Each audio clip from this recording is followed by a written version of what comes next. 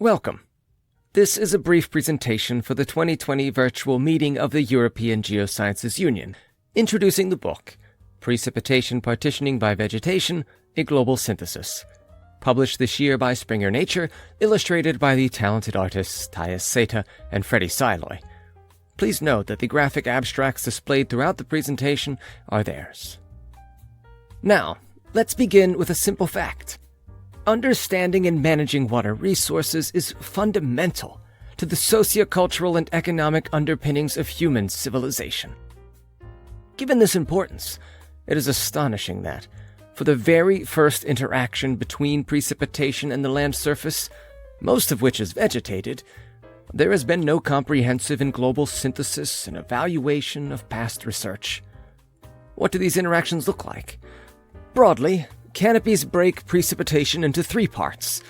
Throughfall, the portion that drips through gaps or off canopy surfaces, or in the case of ice and snow, melts and drips. Stemflow, the portion that drains mostly along the undersides of branches, all the way to the stem, then down to the surface. And interception, this portion doesn't make it to the ground, being stored, evaporated, or taken up by various other canopy processes, like bark or leaf water uptake, or even becoming trapped in water-filled tree holes.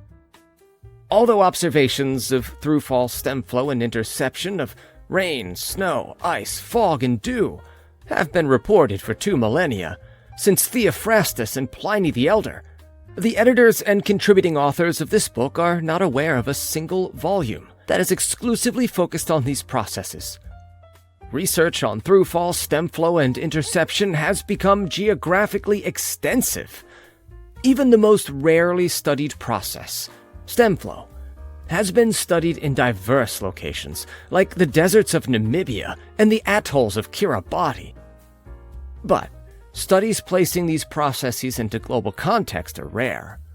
The few studies that have done so have found significant influences over global hydrologic processes, climate, and terrestrial ecosystem functions. As such, we believe this book is not just timely, but a long overdue synthesis and evaluation, something necessary for the progression of any discipline.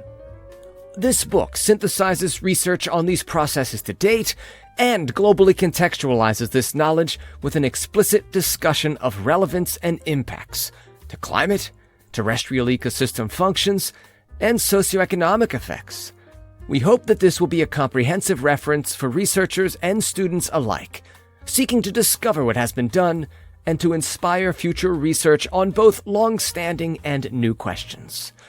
Indeed, how can we manage water resources if we don't have an accurate accounting of, or even consistent accounting methods for determining how much precipitation actually reaches the surface? Thanks for watching. Please check out this book from your university's library, or purchase it, even if it's just for the epic illustrations. And of course, feel free to share your comments and questions below in the doobly-doo.